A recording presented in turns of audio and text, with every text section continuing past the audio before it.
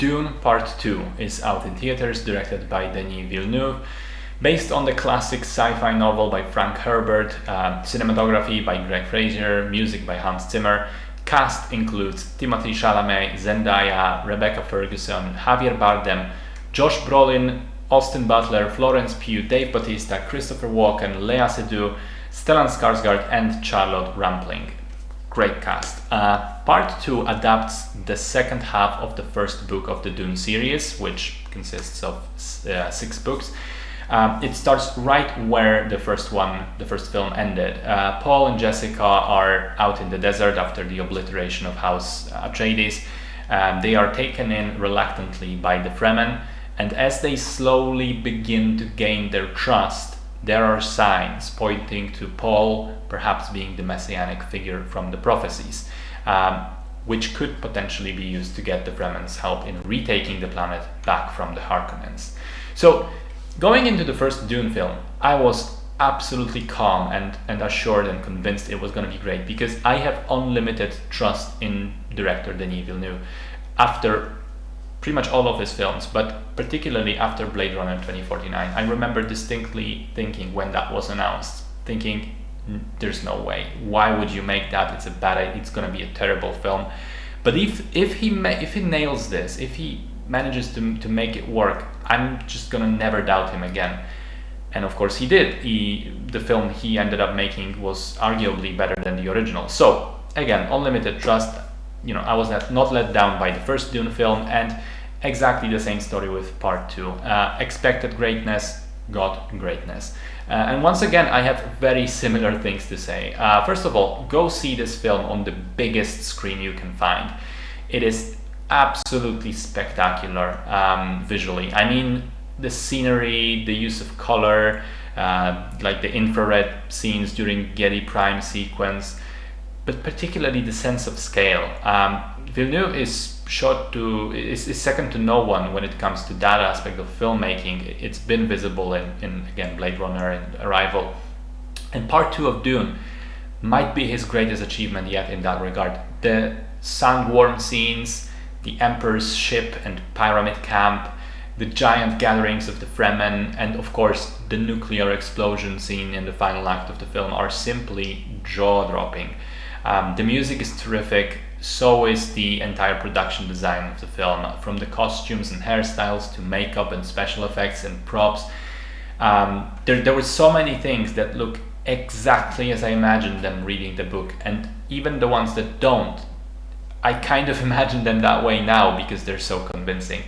Timothée Chalamet is much better than I gave him credit for. I think it becomes apparent in the second half of this film that when he finally steps into the big shoes of the religious and military leader that Paul becomes, it becomes apparent that he deliberately played Paul as a bit boyish before. The contrast is striking and works very well, and he manages to be quite convincing in his new sort of menacing, charismatic self, which I wasn't so sure about. Jessica Ferguson remains mesmerizing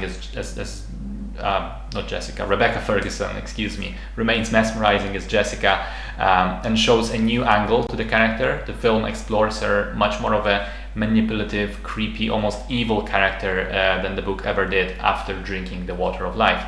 Again, terrific contrast between before and after for the character. Javier Bardem is great as the fanatical Stilgar, and he's actually the source of much of the unexpected humor in the film, sort of reminding me of Life of Brian. And finally, Austin Butler is a revelation. He's a scene stealer. I mean, he owns the role of Fade Rota and is deliciously unhinged in it. I admit, I liked him in Elvis very much, but then in Masters of the Air, I thought, hang on, does he only really play one character? No, he does not. He's one of the best parts of this film for sure. Terrific character. The one I'm still not sold on is Zendaya. I think her accent and demeanor is kind of too ordinarily American for the world of Dune. And I mean, just look at her next to Javier Bardem and it's like worlds apart. And she has little chemistry with Chalamet. And plus, I'm not exactly sure about the direction they've taken her character in the film compared to the books. She's more sort of antagonistic to Paul, and at times a bit whiny, which isn't necessarily a bad thing in itself, but I think she has more agency as a result, but I'm just not quite sure it fits the story as it was told in the book. And so we get to the kind of main topic. How well is the book adapted? I would say pretty damn well. The most important part for me is that they got right the fact that Dune early on pretends to be a classic hero journey for a while before becoming a cautionary tale about the dangers of blind faith and messianism and sort of dogma. It's spelled out pretty clearly in the movie, so I'm very happy about that. Secondly, inevitably there are changes and cuts, and for the most part I'm happy with them. I think removing Jamis's family streamlines the story and compressing the timeline so that at the end of the story Jessica is still pregnant with Alia and Paul and Chani did not have their first child yet doesn't really take too much away from the story. I mean, aside from maybe Paul's and Chani's grief at the end, while simplifying it for the limitations of a feature film. Plus, I think having a 2-year-old Alia running around the battlefield, speaking like an adult, and possessing the combined knowledge of thousands of reverend mothers across history would have been a bit too much for the general audiences. I do like that it felt like we got to spend more time with Paul and Jessica getting integrated into the Fremen society. I was afraid that was going to be too quick and too easy, but it certainly doesn't feel that way.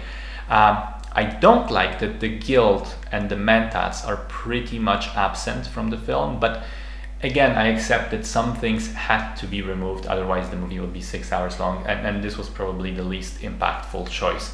And finally, the ending. I have to talk about this because I absolutely loved the way that the first book ends, and that phenomenal line from Lady Jessica. Spoilers, obviously, but the ending of the book is largely the same.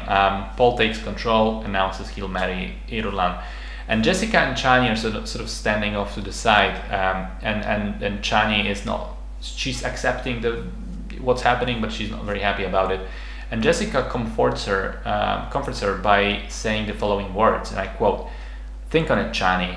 The princess will have the name, yet she'll live as less than a concubine, never to know a moment of tenderness from the man to whom she's bound. While we, Chani, we who carry the name of concubine, history will call us wives." That is a great fucking ending line to finish the book on, and the movie changes that because Chani storms off, and the very last scenes are Jessica watching as the spaceship leave to go start the Holy War, and Chani alone going off to the desert, scorned and angry at Paul. And while I do think it changes things, particularly when it comes to specifically Chani, I do also think that it maintains the spirit of the original, which is that in that last moment we view Paul from the eyes of these two women.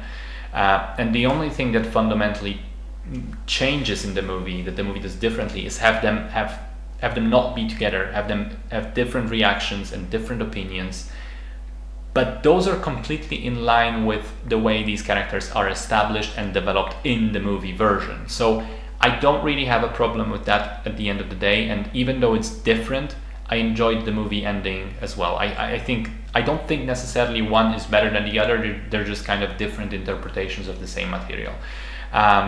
So yeah, much like the entire rest of it, I liked it. I think it's an excellent movie and an excellent adaptation.